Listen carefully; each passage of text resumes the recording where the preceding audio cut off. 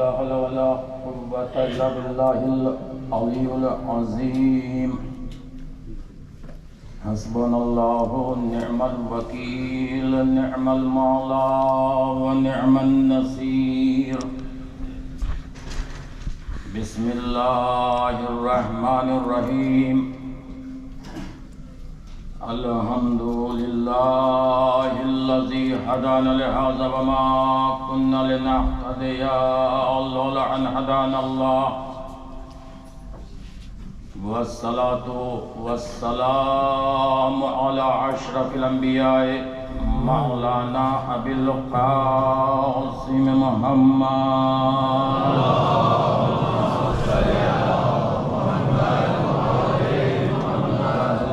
الطيبين الطاهرين المعصومين المظلومين المنتجبين المنتخبين أما بعد فقد قال الله سبحانه تبارك وتعالى في قرآنه المجيد وفرقانه الحميد وقوله الحق بالحق بسم الله الرحمن الرحيم ونريد أن نمن على الذين استضعفوا في الأرض ونجعلهم أئمة ونجعلهم الوارثين صلوات اللهم صل على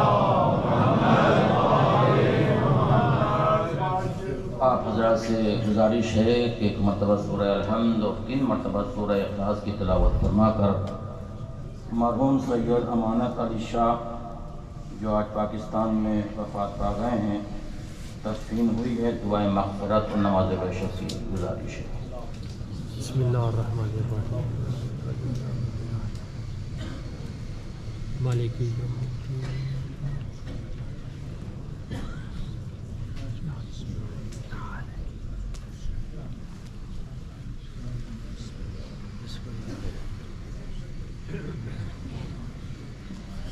بسم اللہ الرحمن الرحیم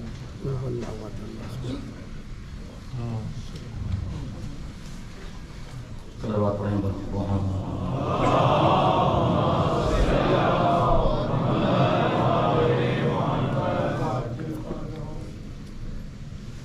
الحمدللہ یہ مکتبہ اہل بیت اطہار میں ہے کہ مرنے والے کو فراموش نہیں کیا جاتا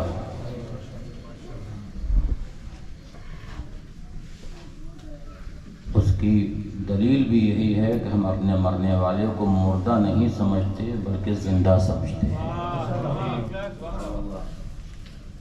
اب یہیں سے بات کا آغاز کر رہا ہوں من ماتا علی حب آل محمد ماتا شہیدہ میں نے جو جملہ کہا کہ زندہ ہے تو اس کے پشت پر حدیث موجود تھی اور خالی یہی پر حدیث نہیں رکی پھر سرکار دو عالم نے ارشاد فرمایا من ماتا علی حب آل محمد ماتا تائبہ حدیث یہیں پر ختم نہیں ہوئی پھر سرکار نے ارشاد فرمایا من ماتا علی حب آل محمد ماتا مغفورا اگر تمہارے دل میں محبت اہل بیت اطہار ہے تو تم شہید اس دنیا سے جاؤ گے توبہ کیے ہوئے اس دنیا سے اٹھو گے مغفرت کیے ہوئے اس دنیا سے جاؤ گے رسول اسلام نے کوئی کام یا کوئی عمل ایک طرفہ چھوڑا ہی نہیں ہے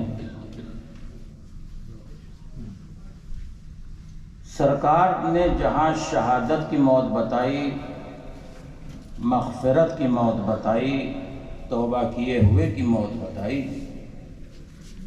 وہیں یہ بھی بتایا ہے کہ ہلاکت کی موت کون سی ہے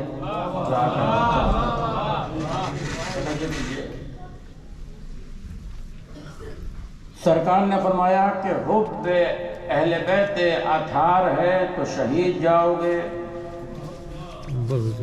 من مات علی حب آل محمد مات تائبا، من مات علی حب آل محمد مات مغفورا۔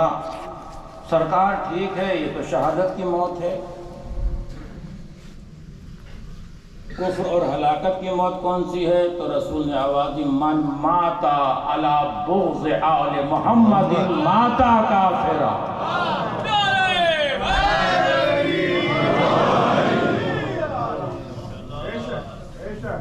اب یہیں سے بات کو آگے لے کر جانا چاہتا ہوں۔ بات موت کی آگے، یہ گھبرائیے گا نہیں بھائی، مرنا سب کو ہے انشاءاللہ۔ لوگ موت کے نام سے خوف کھاتے ہیں۔ الموت حق، موت برحق ہے۔ ہر وقت یاد رکھنی چاہیے موت کب کہاں کسے کس وقت کس حال میں آ جائے۔ آج پوری دنیا موت سے بچنے کی کوشش کر رہی ہے، اور یہ مت سوچئے کہ آج ہی ایڈوانس ہم ہیں کہ موت سے بچنے کی کوشش کر رہے ہیں۔ افلاطون کا نام آپ نے سنا ہوگا، سنا ہے؟ بہت بڑا حکیم تھا، حکمت ہی یہاں سے شروع ہوئی، اس کے یہاں افلاطون سے۔ اس نے خداوند عالم سے یہ التجا کی، شاید مجلس میری آج کسی اور رخ پر چلی جائے، کہ پروردگار اگر تو مجھے موت کا وقت بتا دے تو میں اس کی بھی دوا ایجاد کر لوں گا۔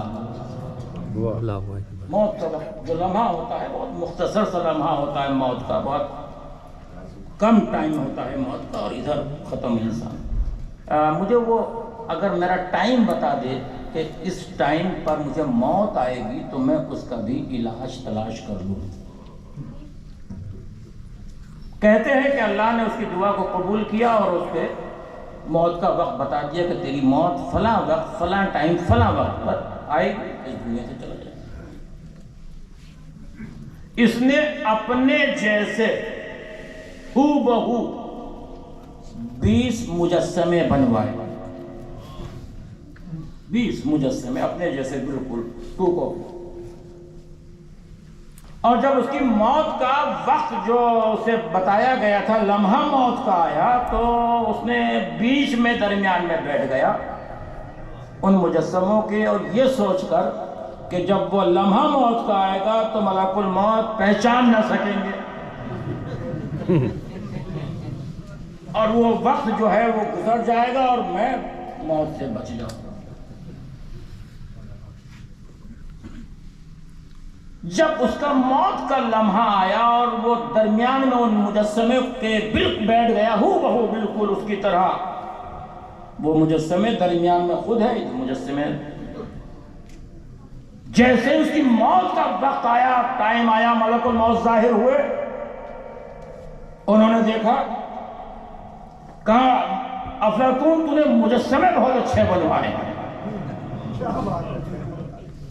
مجسمے تو نے بہت اچھے بنوائے ہیں، لاجواب مجسمے ہیں، مگر ایک کمی رہ گئی ہے۔ بس جیسے ہی یہ کہا کمی رہ گئی ہے تو افلاطون نے کہا کیا کمی رہ گئی؟ کہا یہی کمی رہ گئی ہے۔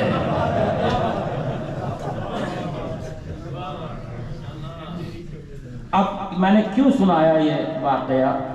مجھے امام حسین کا ایک جملہ یاد آ رہا ہے۔ امام حسین فرماتے ہیں کہ انسان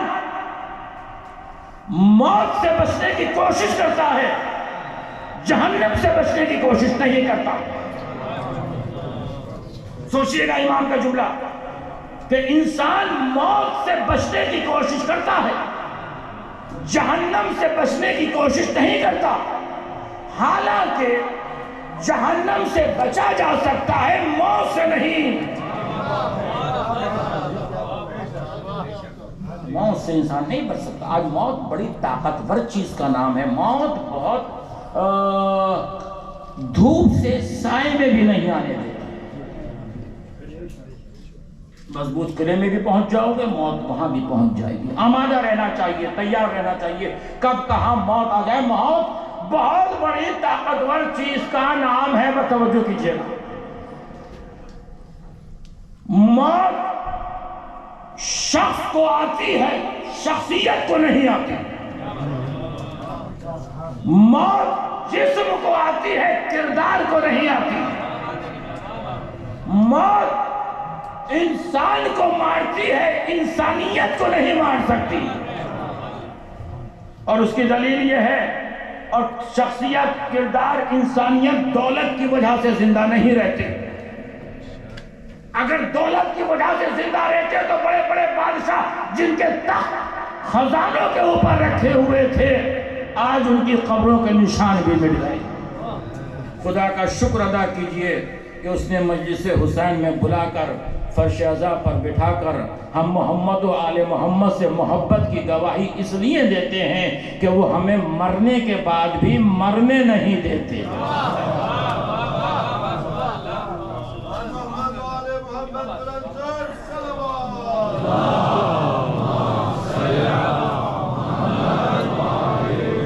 لیجئے فلسفی بات آ رہی ہے، بہت آسان لفظوں میں آپ تک پہنچاؤں گا۔ کسی بھی مکتبہ فکر کا انسان جب اس دنیا میں آتا ہے تو کیا لے کر آتا ہے؟ دو چیزیں لے کر آتا ہے، ایک جسم لے کر آتا ہے اور ایک روح لے کر آتا ہے۔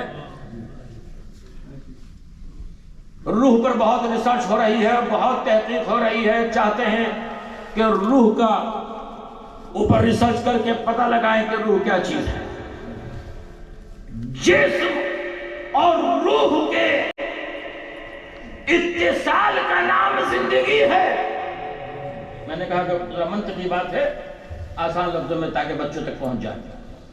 جسم اور روح کے ملحق رہنے کا نام زندگی ہے۔ بالکل۔ روح کے نکل جانے کا نام، آپ موت کا نام لیتے ہوئے گھبرا رہے ہیں۔ یہ موت ہے بھائی، گھبرانی کیا، آنی ہے سب کو، موت ہے۔ جسم اور روح کے اتصال کا نام زندگی ہے۔ جب تک جسم سے روح ملحق ہے، کہا جاتا ہے کہ یہ شخص زندہ ہے، حیات ہے، موجود ہے، وجود ہے۔ جیسے ہی روح بدن سے نکلی فوراً کہا گیا ختم ہو گیا، مر گیا، چلا گیا، اس دنیا سے ختم ہو گیا ہے۔ ایسے ہی ہے۔ تو جسم اور روح کے اتصال کا نام زندگی ہے، روح کے نکل جانے کا نام موت ہے۔ بات کو آسان کر دوں، جسم ہے ظاہر، روح ہے غائب۔ غائب رہنے کے باوجود بھی یقین سب کو ہے کہ روح کا وجود ہے۔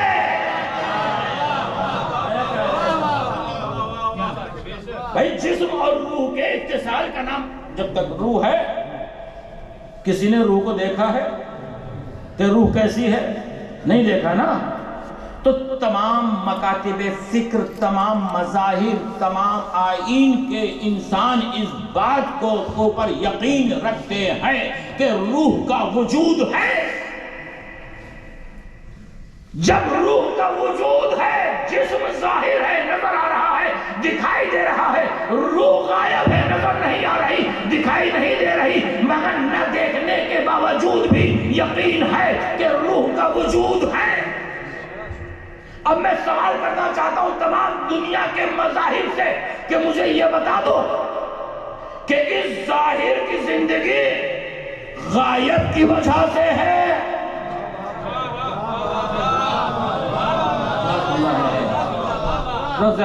تھوڑا سا بھئی اس ظاہر کی زندگی غائب کی وجہ سے ہے یا غائب کی زندگی ظاہر کی بنا پر ہے؟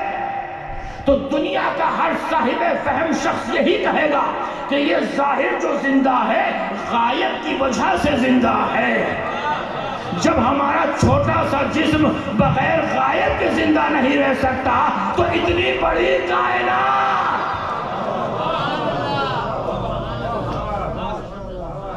یقین کرنا پڑے گا کہ کوئی غائب ہے جو پردہ غیب میں ہے اور اس کائنات کی بقا کا سبب ہے۔ وعدہ صرف وہی لوگ خسارے میں ہے جنہیں وعدہ صرف وہی لوگ خسارے میں ہے جنہیں بیت خدا سے حق کی ہدایت نہیں ملی۔ حج کا ہجوم ابرہا کی فوج بن گیا گر صاحب زباں کی قیادت نہیں ملی۔ نعرہ سلوات۔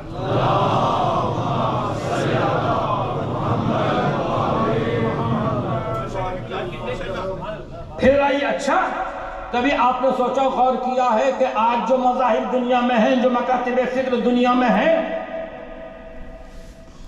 اور انسان جسے مان رہا ہے، میں انسان سے بات کر رہا ہوں ابھی، کہ انسان جسے مان رہا ہے، جسے تلاش کر رہا ہے، جسے اپنا قائد لیڈر رہبر مان رہا ہے،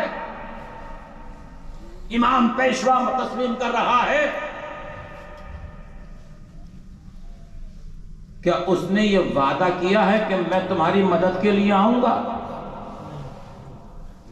غور کیجئے گا، کیا کسی بھی مذہب کے لیڈر نے، قائد نے یہ وعدہ کیا ہے اپنے ماننے والوں سے کہ جب تم مشکل میں آؤ گے تو میں تمہاری مدد کے لیے آؤں گا؟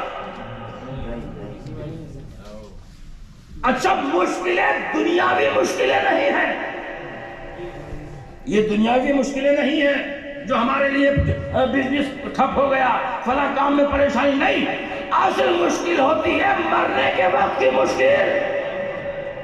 توجہ کیجئے گا بھئی، موت کے وقت کی مشکل ہے، قبر کی مشکل ہے، سوال منکر و نکیر ہے، حشر و نشر کی مشکل ہے، پورے صراط کی مشکل ہے۔ یہ اصل مشکلیں یہ ہے، پوری دنیا کو چیلنج کر رہا ہوں کہ کوئی ایسا بتا دو کہ جس نے یہ وعدہ کیا ہو کہ میری محبت کو دل میں بساؤ، جب مرو گے تو میں تمہاری مدد کے لیے آؤں گا۔ سوائے علی ابن ابی طالب کے آواز دی میری محبت کو دل میں بسا لو، ملک الموت بعد میں آئے گا، میں پہلے آؤں گا۔ کھلے ایمان، کھلے ایمان۔ اب بیوقوف جی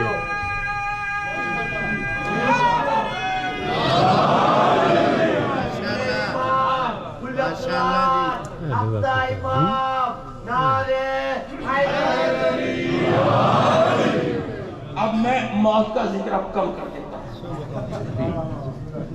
موت کا تذکرہ کم کر دیتا ہوں، لیکن ایک آیت اب میرے پاس قرآن کی سامنے آ رہی ہے۔ دیکھو، جب سب مر جائیں گے، ختم ہو جائیں گے، کوئی کسی کا پرسان حال نہ ہوگا۔ قرآن نقشہ کھینچ رہا، قرآن قیامت کا نقشہ، نفسا نفسی کا عالم ہوگا، نہ بیٹا باپ کا ہوگا۔ بیٹا تو آج بھی باپ کا نہیں ہے، عرض کروں گا، کل بھی نہیں تھا انشاءاللہ، اور نہ بھائی بھائی کا۔ اس وقت میں ہر آدمی قبر سے نکل کر بھاگ رہا ہوگا معیشت کی طرف۔ اب یہ منظر قرآن کھینچتا ہے، اب یہ منظر قرآن کھینچتا ہے۔ قرآن کہتا ہے کہ جب لوگ پریشان ہوں گے، گھبرائے ہوئے ہوں گے اور دوڑ رہے ہوں گے کہ کوئی ہماری ہیلپ کرے، کوئی مدد کرے۔ جتنا سنبھالا ہے، یہاں سے تقریر کا میرا رک جا رہا ہے۔ کیا کہا کہ جب لوگ پریشان ہوں گے، گھبرائے ہوئے ہوں گے اور سوچ رہے ہوں گے کہ کوئی میری مدد کرے، ہیلپ کرے، قرآن کہتا ہے کہ لا، سورہ طہ 17ویں آیت، لا تنفع الشفاعت، لا تنفع الشفاعت الا من اذن لہ الرحمن۔ سبحان اللہ۔ میں نے کہا کہ یہاں پہ میرا سماعت میرا بلند ہو رہا ہے۔ دیکھو، جب محشر بپا ہوگا، لوگ گھبرا رہے ہوں گے، دوڑ رہے ہوں گے کہ کوئی ہماری مدد کرے، کوئی ہماری شفاعت کرے، کوئی ہمیں بچائے اس قیامت کی ہولناکیوں سے، تو قرآن منظر کشی کر رہا ہے، لا تنفع الشفاعت، کسی کی شفاعت نہیں ملے گی۔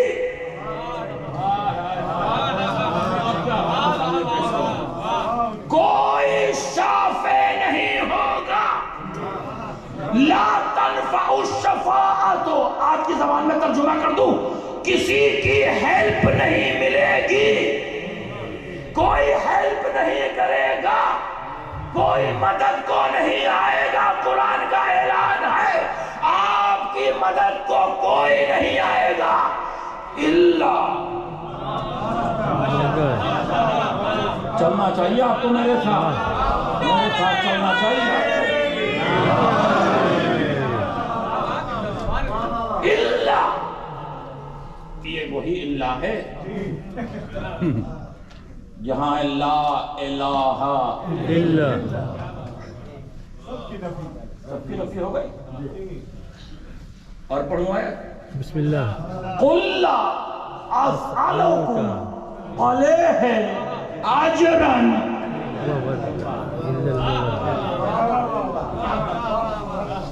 اب آپ بھی تو پڑھ دیجئے، ارے قصیدہ تو پڑھ دیجئے جو جبرائیل نے پڑھا ہے۔ لا فتح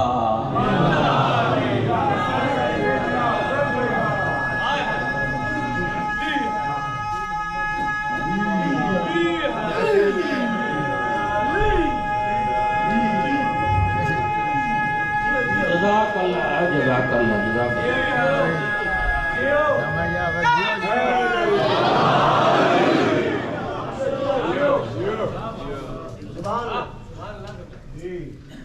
علی کا نام بھی کیا راحت جاں ہے،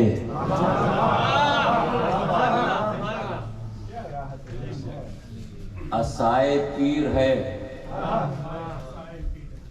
شاہ صاحب عصائے پیر ہے، تیغ جواں ہے، حرز طفلاں ہے۔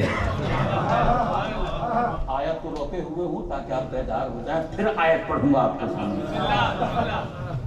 کیا کہا؟ علی کا نام بھی کیا راحت جاں ہے، عصائے پیر ہے، تیغ جواں ہے، حرز طفلاں۔ اب آپ اپنے ذہنوں پر علی لکھیے۔ عجیب اعجاز آپ تک پہنچ رہا ہے۔ عین لام یہ علی لکھ لیا ذہنوں میں آپ نے۔ اچھا یہ لفظ ایسا ہے، دیکھیے پھر ہم منطقی بات ہے کہ بات سے بات نکل جاتی ہے۔ دنیا میں جتنے بھی ورڈ جتنے بھی لفظ ہیں اس کے ایک حقیقی معنی ہے اور باقی اس کے مجازی معنی ہے۔ مثلا میں کہوں رومال، اس کی 4 شکلیں بنیں گی از لحاظ منطق۔ ایک رومال، میں نے کہا قلم سے میں نے لکھا کاغذ کے اوپر رومال، یہ ہوا لفظی شکل۔ لفظی زبان سے کہا میں نے رومال، یہ ہوا لفظی۔ کاغذ پر لکھا مکتوبی، ذہن میں آپ کے تصور ابھرا رومال کا، یہ ہوا ذہنی شکل۔ چوتھی حقیقی شکل ہے، یعنی اصل جو ہے وہ حقیقی شکل چوتھی ہے۔ ہر لفظ کائنات میں کوئی بھی اٹھا کر لے لیجئے، اس کی ساری شکلیں بیکار ہیں، ایک شکل حقیقی ہے۔ کیا کہنا میرے مولا علی تیری عظمت کا، زبان سے علی علی کہیے تب عبادت، قلم سے لکھیے تب عبادت، ذہن میں سوچیے تب عبادت، چہرہ دیکھیے تب عبادت۔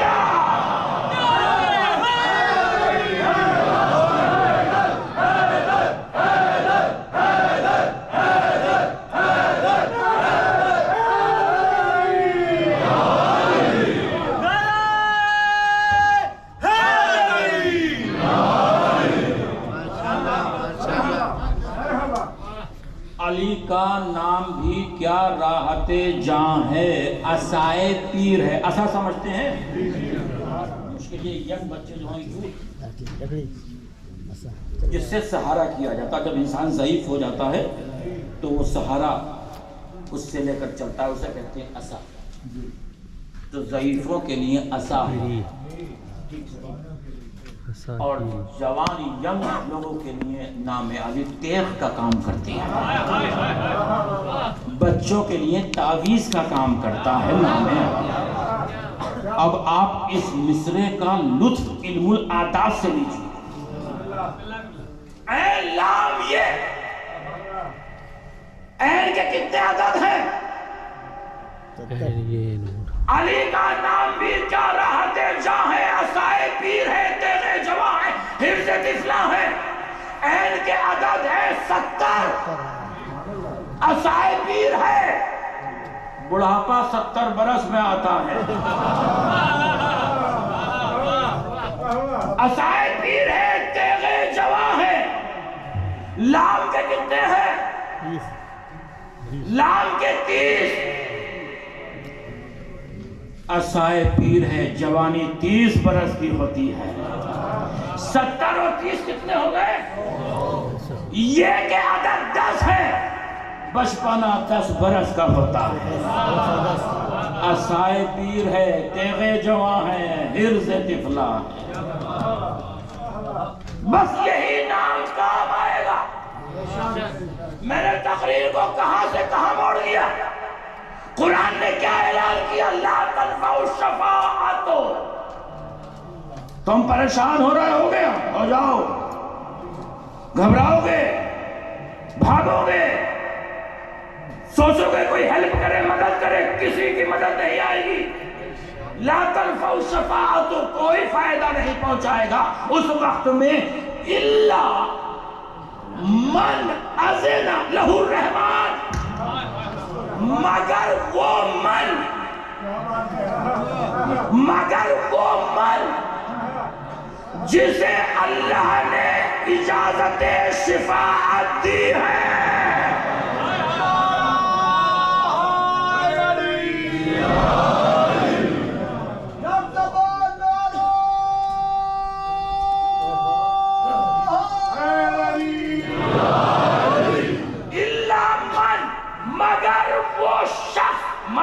شخص کے لیے آتا ہے، زمین و قول کے لیے۔ من وہ شخص اذن لہ الرحمن، جسے رحمان نے اجازت دی ہے۔ تو قرآن سے اتنا نتیجہ تو نکلا کہ کوئی ہے ایسا جسے اللہ نے اجازت شفاعت دی ہے۔ بھئی کوئی ایسا ہے کہ جسے شفاعت کا اللہ نے اجازت پرمیشن دی ہے؟ قرآن بتا کہ یہ من کون ہے، یہ من کون ہے، قرآن بتا۔ تو قرآن نے آواز دی کہ وَمَنْ عِنْدَهُ، میرے پاس ایک ایسا من ہے۔ اب اس سے آسان میں نہیں کر سکتا۔ ایک ایسا من ہے جس کے پاس پوری کتاب کا علم ہے۔ میں نے کہا بھائی میں ابھی بھی نہیں سمجھا، میں ہوں جاہل، مجھے بتا قرآن کہ یہ من کون ہے جسے اللہ نے شفاعت کا حکم دیا ہے، یہ بتا دے یہ من کون ہے۔ تو پھر قرآن نے آواز دی وَمِنَ النَّاسِ مَن یشری، انسانوں میں ایک ایسا انسان ہے جو رسول کے بستر پر سو کر مرضی معبود کا مالک بن جاتا۔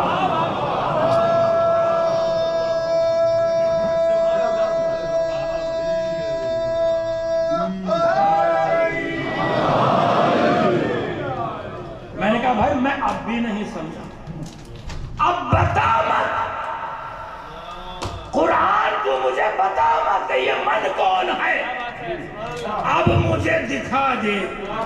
ہائے ہائے، اب تو آپ کو آنا چاہیے، بات آسان ہو گئی۔ پروردگار بتا، قرآن بتا کہاں ہے یہ من۔ آواز دی غدیر میں آ جاؤ، رسول بتائیں گے من کنت مولا ہو۔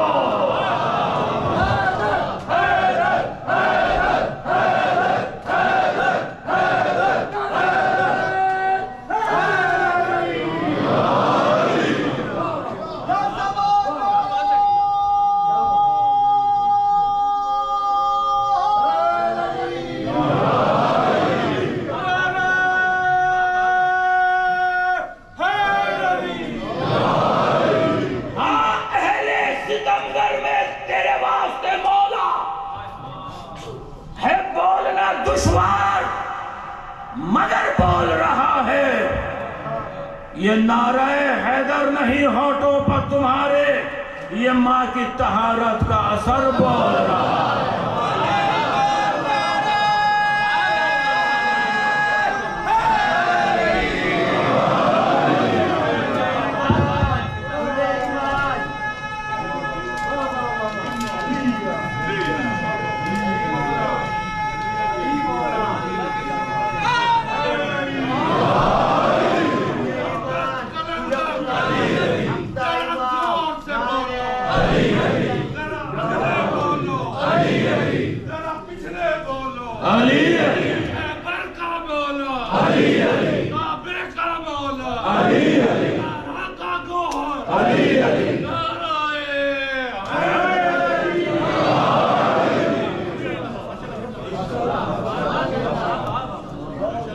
کیا کہنا من کنت مولا ہو، حضور پاک نے اپنی پوری زندگی میں اتنا فصیح و بلیغ خطبہ دیا ہی نہیں جتنا غدیر میں دیا ہے۔ لوگ گھبرائے ہوئے پریشان، حاجی ہیں، غازی ہیں، نمازی ہیں، سب موجود ہیں، مگر آیت آ رہی ہے میرے رسول اگر یہ نہ پہنچایا تو کچھ نہ پہنچایا۔ غدیر نہیں پڑھنا، بلے ایک جملہ رسول نے فرمایا منبر تیار کرو، لوگ گھبرا گئے۔ میں کہتا ہوں جب تم منبر نہیں بنا سکتے تو صاحب منبر کیا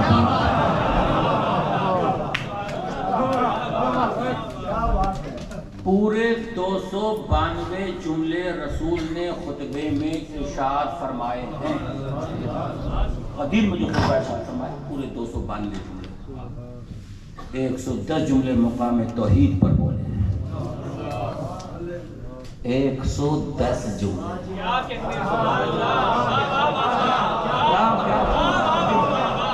110 مقام توحید پر بولے، 10 جملے مقام ائمہ پر بولے، 10 جملے مقام رسالت پر بولے، 12 جملے قرآن اور اس کی تفسیر پر بولے، 20 جملے اپنے شیعوں کے لیے بولے، 4 جگہ لفظ ائمہ استعمال کیا، 50 جملے علی کی ولایت پر بولے، 30 مرتبہ لفظ ولایت استعمال کیا، اور پورے خطبے میں رسول نے 40 جگہ کہا، 40 مرتبہ کہا علی علی علی علی۔ ہم ایک مرتبہ علی کہتے ہیں تو ہضم نہیں ہوتا، رسول نے 40 مرتبہ ایک ہی خطبے میں کہا۔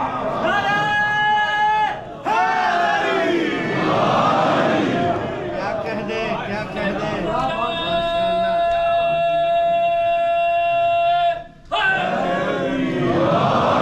اب جملہ سن لیجیے، رسول نے مجمع کو دیکھا، آواز دے الستو اعلی بکم من انفسکم، بتاؤ حاضرین میں تم میں سے کس کس کا مولا، بتاؤ حاضرین میں تم میں سے کس کس کا مولا۔ منبر کے قریب سلمان بیٹھے ہوئے تھے، کھڑے ہو گئے، آواز دی میرا مولا۔ ابو ذر نے کہا میرا مولا، مقداد نے کہا میرا مولا، سوالات مجمع سے آوازیں آنے لگی میرا مولا میرا مولا میرا مولا۔ آسمان سے جبرائیل نے دیکھا، آواز دی میرا مولا، میکائیل نے کہا میرا مولا، اسرافیل نے کہا میرا مولا، عرش سے آدم نے دیکھا، آواز دی میرا مولا میرا مولا میرا مولا۔ نبی نے دیکھا فرش سے لے کر عرش تک ہر بندہ مولا مولا کی تسبیح پڑھ رہا ہے، آواز دی سن کے جا، جس جس کا میں مولا اس کے علی مولا۔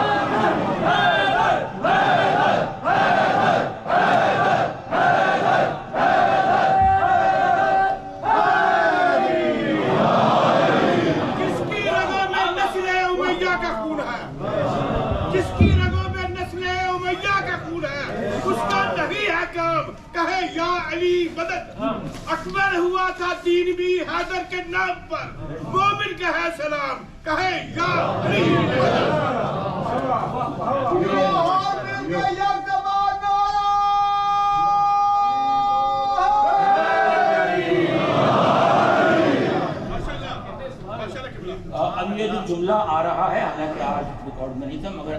کسی سال بھر میڈیا سے کہتا ہوں چلائیے پوری دنیا میں اس جملے کو پھیلائیے. یہاں ڈاکٹر بیٹھے ہوں گے, ان سے پوچھئے گا کہ اگر کڈنی کمزور ہو تو پانی ہضم نہیں ہوتا.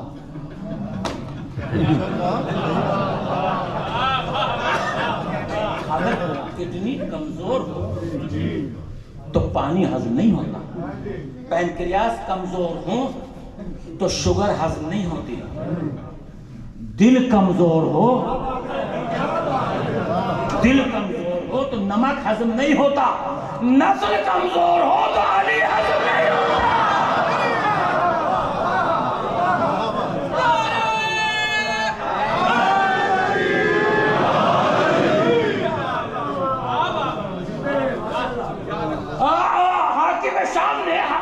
حاکم شام نے امام حسن کی زبانی مولا کے فضائل سن لیجئے. حاکم شام نے آپ کے امام حسن مشتبہ کو بلایا دربار میں اور اپنے حالی موالیوں سے کہا کہ دیکھو علی کا بیٹا آ رہا ہے, تم سب اپنے اپنے باپ داداؤں کی فضیلت بیان کرنا شروع کر دینا.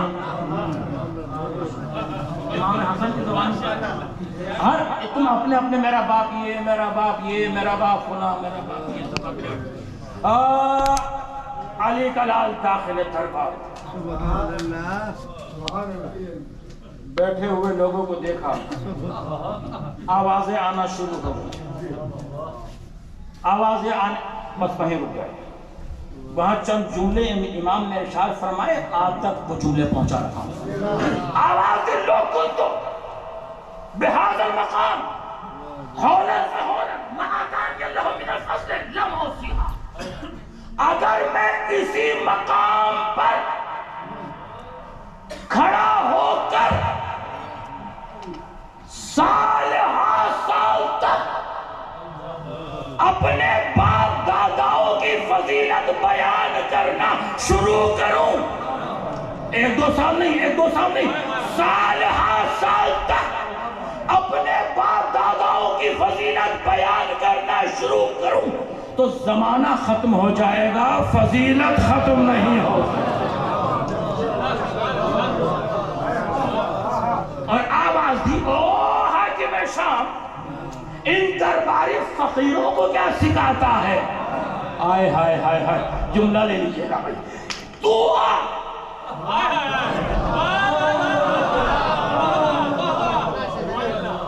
میں اپنے باپ علی سے شروع کرتا ہوں اور آدم تک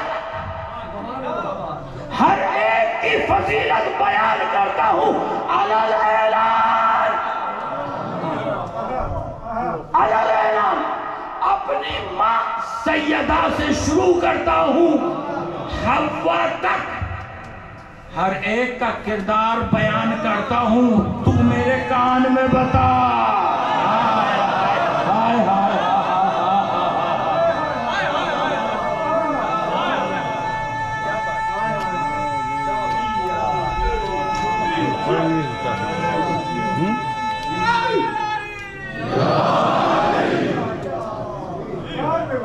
اور آواز دی, فضیلت سنا چاہتا ہے, فضیلت سن. نحن ذین الجنان و حجج الرحمن, انا اولاد الامجاد, ان العرش سریری و احمد ضمیری و علی امیری و حسین وزیری و جبرائیل فقیری.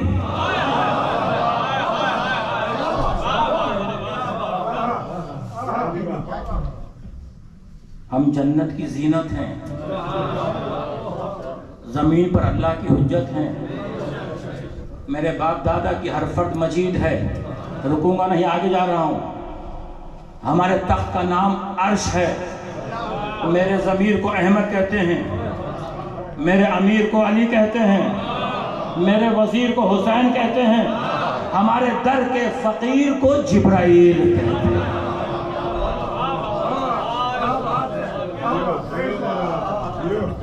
اچھا, بڑا آپ نے بھی دیکھا ہے اور ہم تو مشاہدہ کرتے ہیں کہ فقیر بھی بڑے ہوشیار ہوتے ہیں.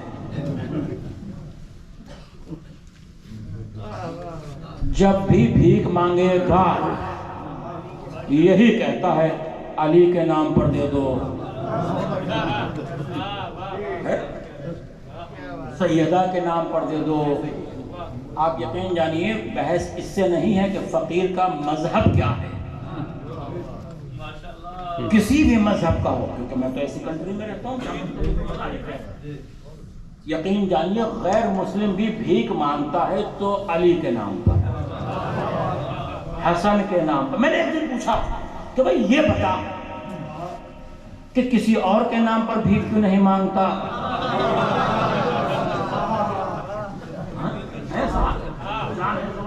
بھئی کسی اور کے نام پر بھیک مانگیے تو انہی کے نام پر کیوں بھیک مانگتا؟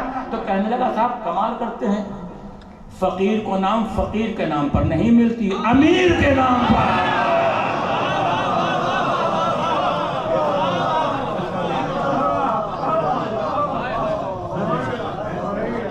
اب ہر ایک تو یہ کہتا تھا قرآن سے دکھائیے فقیر کہاں۔ بڑا مشکل مرحلہ یہ ہے کہ جیسے قرآن کے سچے چاہنے والے یہی ہیں، قرآن سے بتائیے بھیا، قرآن پڑھ لیجیے۔ وَيُطْعِمُونَ الطَّعَامَ عَلَىٰ حُبِّهِ مِسْكِينًا وَيَتِيمًا وَأَسِيرًا۔ آ گیا اس قرآن۔ فقیر کبھی مسکین بن کر، کبھی یتیم بن کر، کبھی کون آتا ہے؟ اس آیت کی تفسیر اٹھا کر دیکھیے گا، جس نے بھی لکھا یہی لکھا کہ فرشتے آئے فرشتے روٹیاں لے گئے۔ کبھی سوچئے کہ فرشتوں کی غذا کیا ہے؟ کیا فرشتے روٹیاں کھاتے ہیں؟ جب کھاتے نہیں تو آتے کیوں ہیں؟ بھئی ان کی غذا کیا ہے؟ فرشتوں کی غذا کیا ہے؟ نُسَبِّحُ بِحَمْدِكَ وَنُقَدِّسُ لَكَ۔ تو آتے کیوں ہیں؟ جب روٹیاں کھاتے نہیں ہیں تو آتے کیوں ہیں؟ جاہل مسلمان کو بتانے کے لیے کہ ہم رہتے وہاں ہیں، مانگتے یہاں ہیں۔ ان کے در سے مانگو تو تمہیں سب کچھ ملے گا۔ اولاد چاہیے ان کے در پر، عزت چاہیے ان کے در پر، دولت چاہیے ان کے در۔ فقیر بن کر آؤ، امیر بن کر نہ آؤ، سر کو جھکا کر آؤ، سر کو اٹھا کر نہ آؤ۔ ورنہ بڑے بڑے آئے، آج ان کا نام و نشان بھی مٹ گیا ہے۔ کبھی آپ نے سوچا کہ متوکل کہاں ہے، منصور کہاں ہے، بنی امیہ کہاں ہے، بنی عباس کہاں ہے؟ دنیا سے حرف غلط کی طرح مٹ گئے، مگر حسین کا پرچم کل بھی زندہ باد تھا، آج بھی زندہ باد، قیامت تک زندہ باد۔ ارے وہ تو آقا ہے جہاں سے تقریر کا آغاز کیا تھا، جو ان سے محبت کرے وہ زندہ رہتا ہے۔ کہیں گے دلیل کیا ہے؟ میر انیس کو مرے ہوئے صدیاں گزر گئی مگر آج بھی زندہ ہے۔ اس لیے کہ محبت اہل بیت اطہار دل میں۔ دنیا چند روزہ ہے، چھوڑ دو دنیا، آ جاؤ در اہل بیت اطہار۔ تمہاری مغفرت کا ذریعہ صرف اور صرف یہی ہے۔ یزیدیت علم کا آتش کدا ہے، حسینیت علم کا گل کدا ہے۔ حسینیت زندہ باد، حسینیت زندہ باد، یزیدیت یزیدیت، محمد و آل محمد صلوات۔ یزیدیت علم کا آتش کدا ہے، حسینیت علم کا گل کدا ہے۔ یزیدیت وہم ہے، گمان ہے، حسینیت حق ہے، یقین ہے۔ یزیدیت تاریکی ہے، ظلمت ہے، صنم ہے، اندھیرا ہے۔ حسینیت روشنی ہے، روشنائی ہے، قلم ہے، سویرا ہے۔ یزیدیت تخت ہے، تاج ہے، تاراج ہے۔ حسینیت منبر ہے، مسند ہے، علم کا دوامی راج۔ یزیدیت قوانین کو جلا دیتی ہے، حسینیت قوانین کو جلا دیتی ہے۔ یزیدیت نیزے پا قرآن رکھتی ہے، حسینیت نیزے پا قرآن رکھتی ہے۔ تم ان کے سر اور تن میں تو جدائی کر سکتے ہو، مگر قرآن اور حسین میں جدائی نہیں کرتی۔ آج دنیا ہم سے پوچھتی ہے کربلا میں کون جیتا، کربلا میں کون ہارا؟ ہم کیا بتائیں کربلا میں کون جیتا، کربلا میں کون ہارا؟ اپنی اپنی مسجدوں سے جا کر پوچھو کہ کربلا میں کون جیتا اور کربلا میں کون ہارا۔ اگر تمہاری مسجدوں سے اشہد ان محمد رسول اللہ کی آواز آتی رہے تو سمجھ لو حسین جیتے، یزید ہارا۔ چاہتا تھا کہ یہ آوازیں آنا بند ہو جائیں، مگر حسین نے آواز دی کہ یہ نہیں ہو سکتا۔ اللہ اکبر، یہ دن گزر رہے ہیں، آپ رونے کے لیے آمادہ ہیں۔ کربلا کی ریت پہ سویا ہوا ہے دیکھ لو، مسجدوں میں ڈھونڈتے ہو کون سے اسلام۔ کیا بات! یہ کربلا ہے جہاں نام آتے کے ساتھ ہی اے کربلا نبی کے ولی کو سلام کر، اٹھ کر ادب سے نور جلی کو سلام کر، گلزار فاطمہ کی کلی کو سلام کر، یعنی حسین ابن علی کو سلام کر۔ مولا کے پاؤں چوم کر تو نور ہو گئی، خاک شفا کے نام سے مشہور۔ فاطمہ زہرا کا دستور یہ تھا کہ شہزادی اپنے سرہانے پانی رکھ کر سوتی تھی۔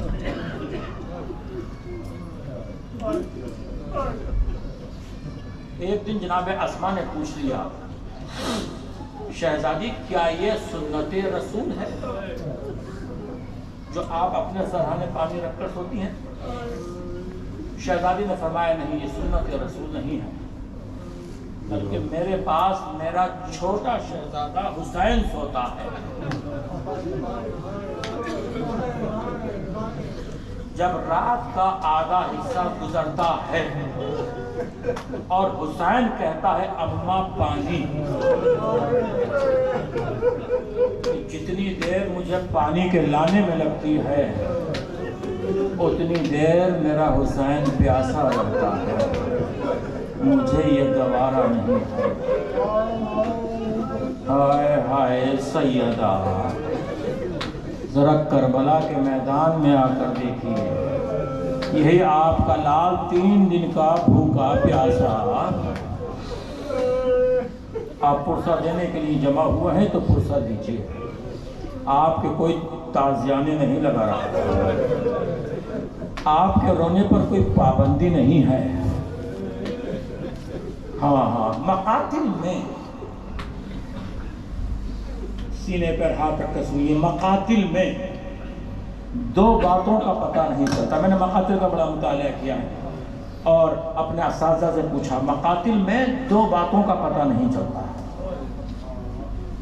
عرض کروں کون سی 2 باتیں؟ ایک یہ پتہ نہیں چلتا کہ سید سجاد کی پشت پر کتنے تازیان ہیں۔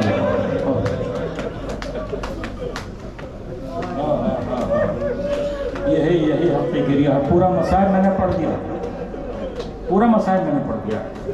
مقتل میں یہ پتہ نہیں چلتا کہ سید سجاد کی پشت پر کتنے تازیان ہیں، اور ایک یہ پتہ نہیں چلتا کہ سکینہ کی پیاس کا بجھی۔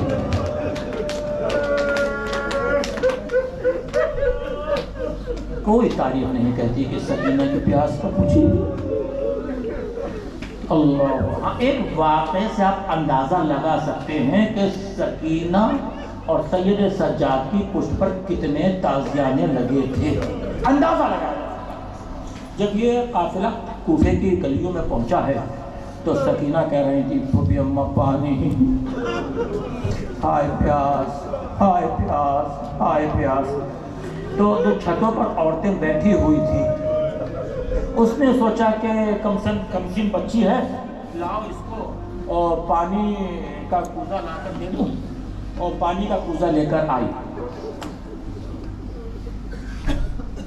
کہا ہم نے سنا ہے، آپ صاحبان اولاد ہے، جملہ بہت سخت کہنے جا رہا ہے،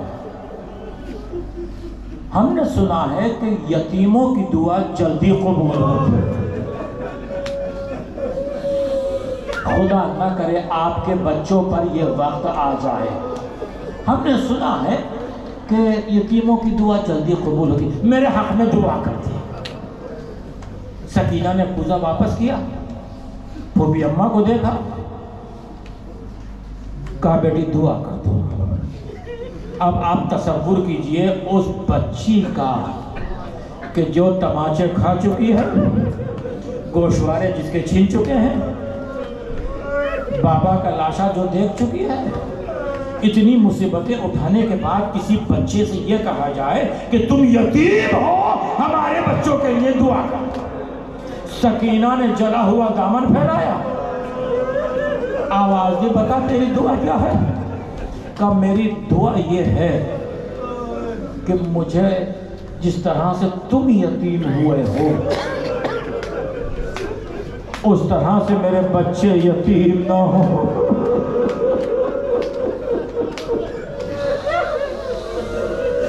سکینہ نے آواز دیا اللہ جس طرح سے ہم یتیم ہوئے ہیں اس کے بچوں کو یتیم نہ کرنا۔ کب بتا بی بی تیری دوسری دعا کیا ہے؟ کہ میری دوسری دعا یہ ہے کہ مجھے مدینے جانا نصیب ہو۔ اب مدینے کا نام سنا، ایک مرتبہ سکینہ تڑپ گئی، لیکن زینب آگے بڑھی، آواز دی بی بی مدینے میں کہاں جائے گی؟ کہ محلہ بنی ہاشم میں جاؤ گی۔ کہ محلہ بنی ہاشم میں کس کے یہاں جائے گی؟ کہ اپنی شہزادی ثانیہ زہرا علی کی بیٹی زینب نے آواز دی، اگر زینب تو کہیں پہ دیکھے گی تو پہچان لے گی۔ کہا شہرے کیوں نہ پہچانوں گی، میں نے کنیزی میں زندگی بسر کی ہے۔ بس چہرے سے بالوں کو ہٹایا، آواز دی ام حبیبہ، ارے کہاں پہچانا؟ میں زینب، یہ سکینہ۔ بس ایک سوال کیا، کہا بی بی یہ بتا دو جب آپ کے سر سے چادر چھنی تو عباس کہاں تھے؟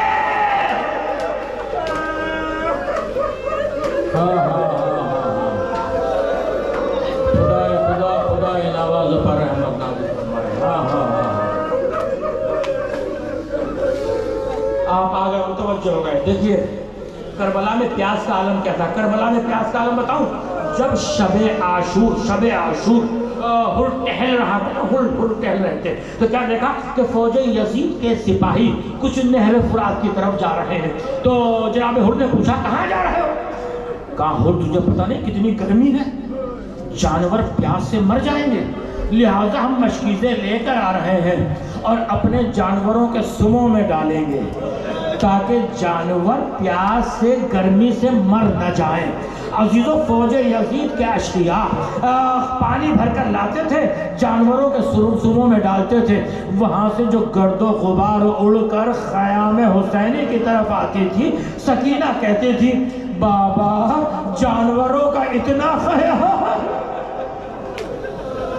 ہاں بس 2-4 منٹ کی زحمت ہے، آج تاریخ گزر گئی، 4 محرم گزر گئی نا۔ تو عزیزو سن لیجئے، جناب ہر جب آئے ہیں ایک مرتبہ بیٹے سے کہا کہ میری آنکھوں پر پٹی باندھ دو، اس لیے کہ میں حسین سے شرمندہ ہوں، میں نے گستاخی کی ہے۔ ایک مرتبہ پھر آواز دی کہ میرے ہاتھوں کو پسے پشت باندھ دو، ہاتھوں کو باندھ دیا گیا۔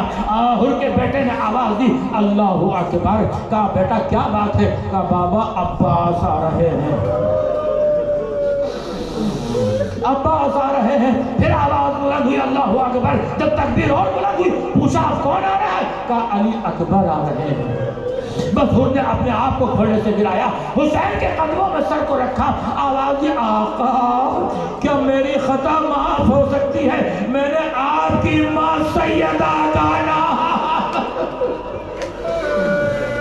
حسین نے ہر کے سر کو اٹھایا،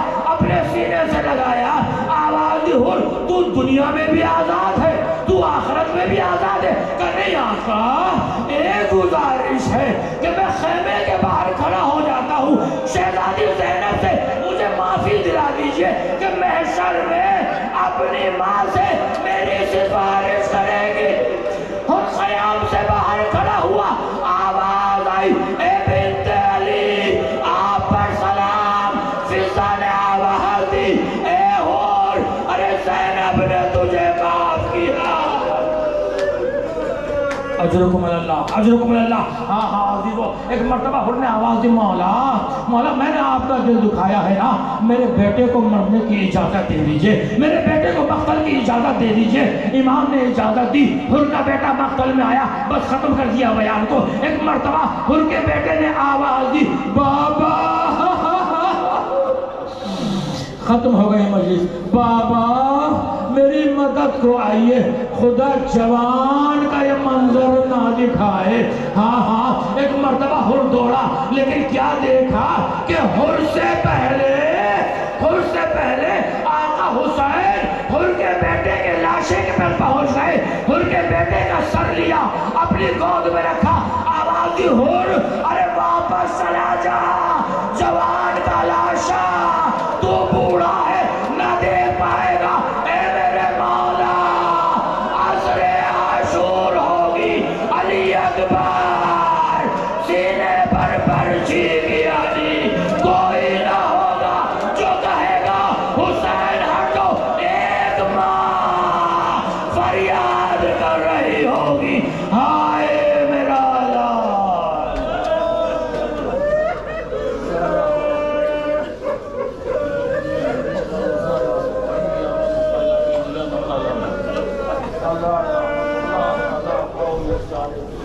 ربنا تقبل منا انك انت السميع العليم الہی بحق الزہرا الہی بحق الزہرا پروردگارا اس مجلس عزا کا واسطہ حاضرین مجلس کی شرعی دلی مرادیں پوری فرما دے میرے معبود ہم میں جو بیمار ہیں بیمار کربلا کا واسطہ شفاء عاجلہ عطا فرما دل سے آمین کہیے آپ کے ساتھ سیدہ اہل بیت بھی آمین کہہ رہے ہیں بہت سے لوگ مشکلات میں ہیں پریشانیوں میں ہیں ہاسپٹل میں ہیں بہت سے حضرات نے دعا کی گزارش کی ہے انہیں یقین ہے کہ آپ کی زبان سے نکلے ہوئے الفاظ پروردگار تک مستجاب ہوں گے یا اللہ یا اللہ یا اللہ میرے معبود یہ واسطہ ہے اہل بیت اطہار کی عزت اور عظمت کا ہمارے ناموس کی حفاظت فرما ہمیں قبر کے عذاب سے محفوظ فرمانا آخرت کو بخیر فرمانا میرے معبود جلد سے جلد امام کے ظہور میں تعجیل فرما تاکہ ہم ان امام کے ساتھ مجلس حسین منعقد کر سکیں ماتم حسین